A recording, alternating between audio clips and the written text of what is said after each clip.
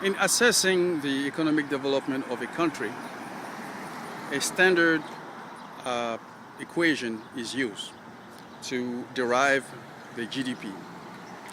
And in the equation that determines the GDP are some variables, among which the well-being of the people, how much money they make, how well they live, the environmental impact of the people, the rate of employment. These are the components that speaks to the human development aspect of the GDP equation. You have the exportation, the export of goods from that country out of that country. You have the importation of goods from foreign countries. You have the investments of the country's expenditures. These are a variable that accounts for the computation of a country's GDP. So in order to assess the growth rate of a country, it is important to put the emphasis also on human development. Unfortunately, in Africa, and particularly in countries where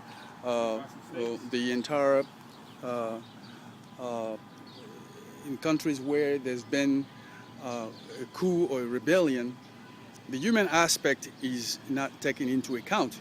And even in countries where there is some sort of peace, the same president has been in office for a long time, the human aspect, the human development aspect is not taken into account in the computation of a GDP. So you would hear, for instance, that a country has proclaimed or has announced that they have experienced for a particular year an economic growth, but you don't see the actual result on the ground. It is because the human development aspect has been neglected.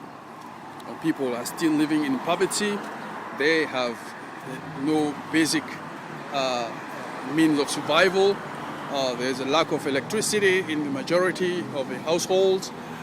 People can't feed themselves. So the basic signs of poverty still remain, despite the fact that some president may go out there and say, we have achieved an economic growth. So basically it is a lie to neglect the human development aspect and to subtract it or to quench it in the computation process of a country's GDP. In addition to that, when, for instance, in Côte d'Ivoire, as a result of the rebels' activity following this rigged election that they organized and turned into a total chaos, millions of people ended up out of their country, and as a result, they are living as if they're living in a trash can, being prey to all type of violation, being robbed, being violated, being abused. Some of them were intelligent, some of them had a great project, some of them had a wealth of knowledge, some of them has a profession, but they live as if they're living in a trash can just because the normal democracy were trampled over by the stakeholder of democracy who actually encourage the settlement of the rebels in Côte d'Ivoire. So a composition must be made. A composition that hinges on the respect of human rights, a composition commensurate to the pain and suffering and damages and interests that the people who left their country as a result of this rigged election have incurred. They did not cause the situation. The situation was solely caused by the politicians. So those who left their home, their businesses, those who stayed and lived in fear, those who were deprived of their right to live must be compensated. And I'm calling on the institutions, the Bretton Woods institutions, to do every effort to compensate them, because the IMF, the World Bank, and so forth were pretty much involved in the aggravation of a situation in the country.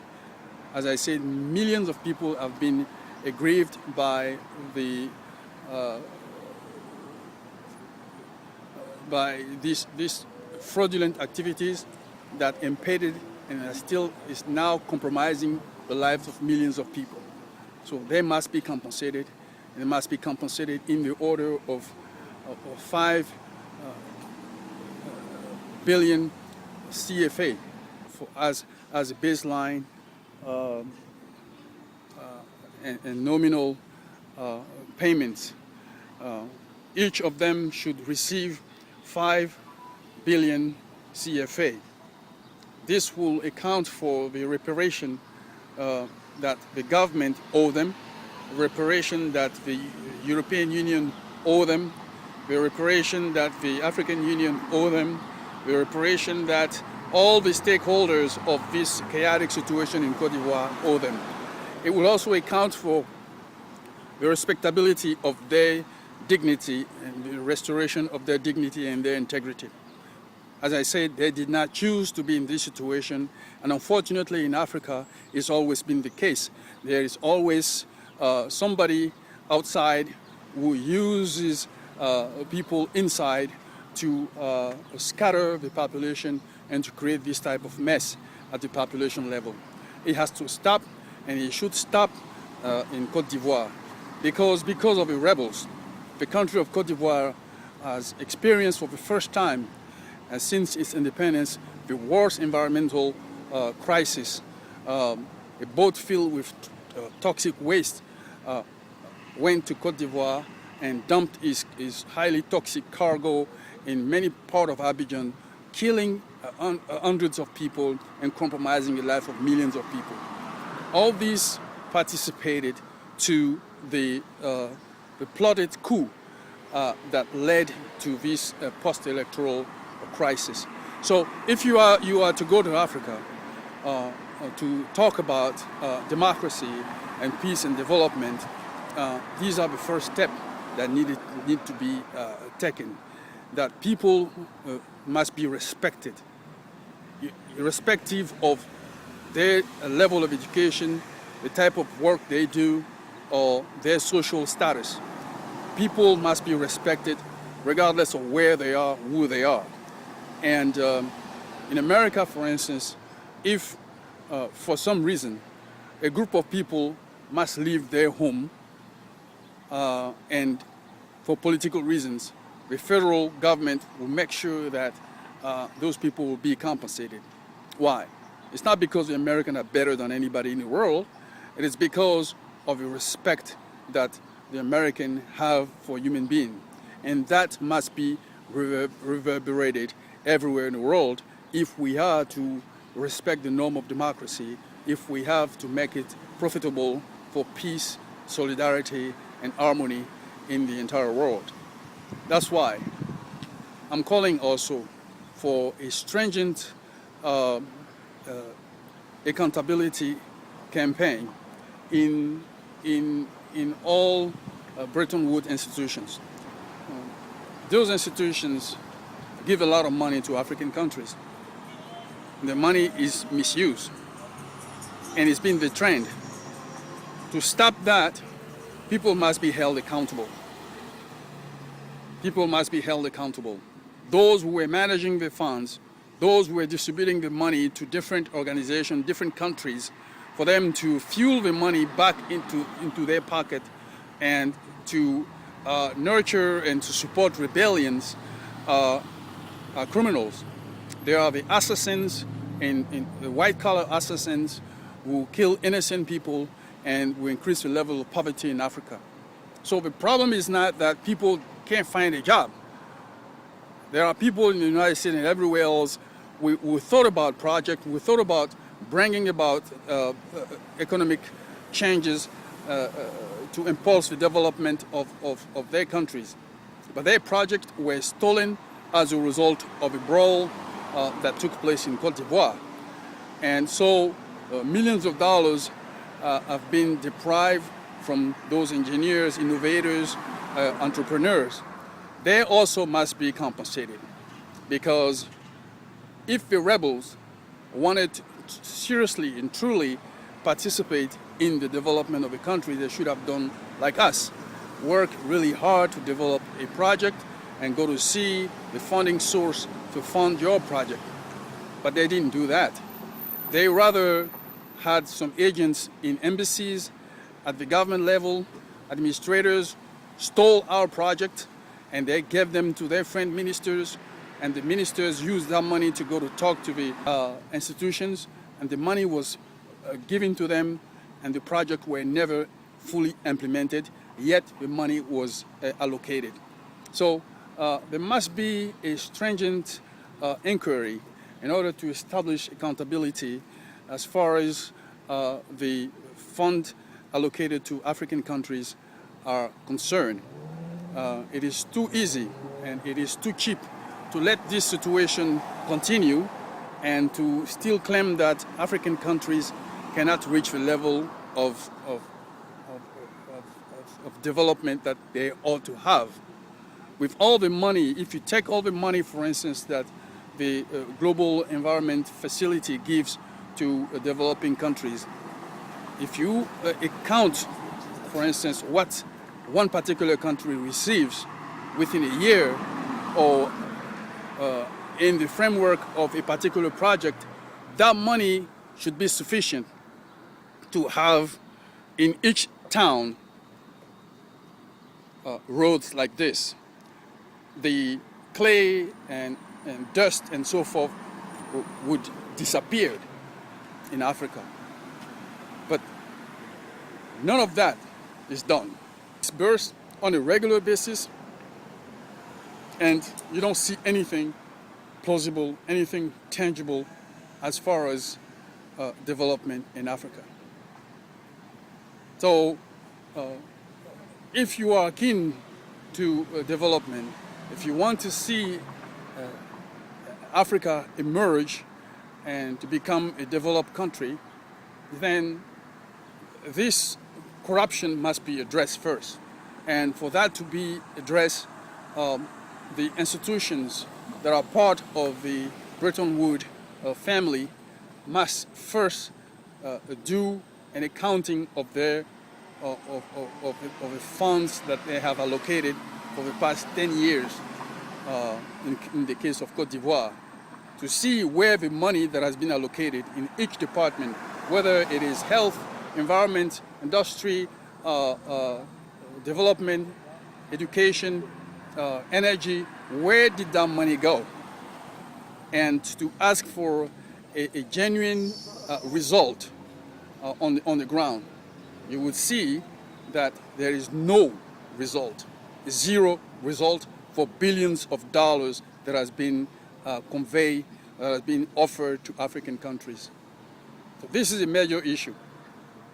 This is a major issue that needs to be addressed because the African people cannot continue to suffer as a result of this manipulation of the equation that leads to a high GDP, to a high GDP, in order to flatter the world and to fool everybody else in believing that, yes, this country has done well than another. If a country has done well, you could see that. It could be measurable, and it could be comparable to a small state in the United States, for instance, for a small city in the United States, for instance, where people live a better life despite the level of poverty, but you would see the development and the investment that has been made with the money. I'm talking about billions of dollars being fueled into, pumped into African countries. Where is that money? If you ask that question and you try to resolve a problem, you would not allow people like Soro Guillaume as a parliamentarian. You would not allow them to become ministers. You would not allow Mr. Alassane Dramane Ouattara, who has been in the institution for many years, and we could have used his knowledge, his contact, his network to contribute to the emerging process of Côte d'Ivoire, if that was his interest, if that was his country. In his shoes, I would have done that before I even began to seek the presidency. I created a lot of opportunities that were taken by force by some administrators, and to draw hundreds of millions of dollars in my country. That opportunity, the opportunity that I created, could have created a lot of jobs, thousands of jobs, and saved the lives of millions of people. These are the type of things that should have been done by the rebels, by Mr. Alassane Dramane Ouattara, and by the expert of the World Bank, who are keen to development. But they cannot fuel the money that is normally allocated for the development and sustainable development of Africa to fuel rebellions and to use it for their own purposes, for their own selfish gain.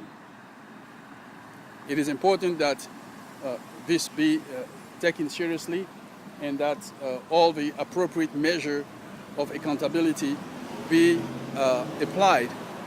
We're talking about reconciliation and peace in Côte d'Ivoire.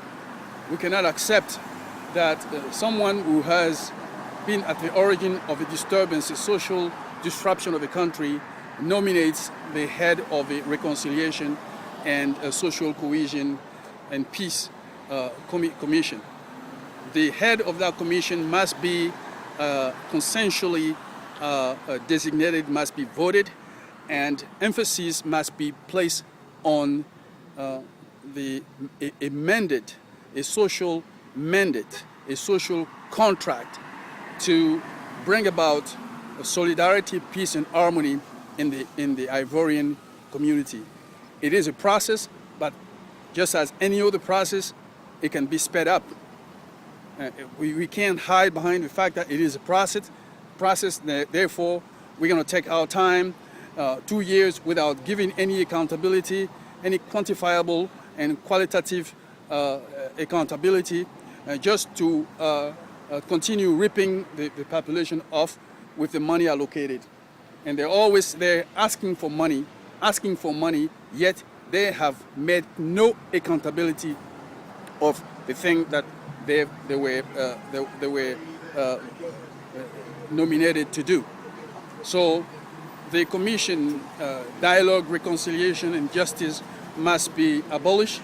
So should the commission, the program in charge of social cohesion and solidarity, and a new commission must be put in place that will expedite the urgent and important and imminent problem of the people of Côte d'Ivoire, those who are abroad as well as those who are in the country.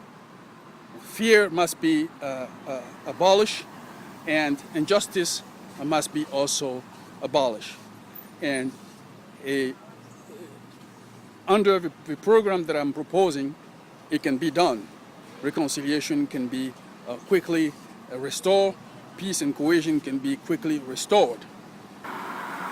Because when people are chased out of their country and they are forced to become refugee exiles, they lose everything. They lose their respectability, they lose their dignity, they lose even the thing that they worked for. If they had a company, they can be ripped off of that company. If a company is worth hundreds of millions of dollars, well, they lose them, though they have nothing to do with the politics and the gimmicks at the origin of their runaway. So I'm really calling on the UN, the President of the United States, and all the stakeholders of democracy, European Union, and everybody else who opted for the usage of force in Côte d'Ivoire to make sure that a full compensation be made for the exiles and victims and of this type of situation that shattered the life of so many people. Family can be shattered as a result of this. And every day people die. Every foreigner is a small Bill Gates in his village, in his family, in his community. When he or she can no longer take care of his family or provide for his family, it is unacceptable. I can't even find a word to explain that. But to know that this situation arises as a result of bad decision by politicians, it is just not acceptable. It gives way to many other disruptive events where people become so aggravated because of what they have been through, and the cycle continues. So for this cycle to end, justice must be served. And when I talk about justice, I'm talking about the intelligent use of our common sense. If there are elections in a country, and if elections are planned, they have to be planned according to the international norms. But they cannot be held in a country where people have weapons left and right, where at any time the situation can escalate into becoming a national disaster. When you allow this type of thing to happen, you contribute to the disruption of the lives of the engineers, the entrepreneurs, and the intelligent people who otherwise would have contributed positively and massively to the development of their country and to economic growth and to the well-being of millions of people. So the Security Council, the people of European leaders, the African leaders, the American leaders must all sit down and reflect on this. If you do not compensate the victims of the post-electoral crisis that took place in Côte d'Ivoire, you are paving the way for more disruption in their country, in the surrounding country, and in the world. Because you never know what somebody will do. It may not be those who are talking, but it could be those who are sitting there, are not saying a word, and are brewing and thinking about the level of damage and atrocity that they will be bringing to take vengeance into their hands. I hope that you will take my message seriously, that compensation will be made. Because if you work hard and you work in a very deleterious condition, and all of a sudden some culprit come and steal from you, and nobody does anything for restitution to be made, that can be a bad sign, a very bad sign. It can be an hindrance to peace. Thank you.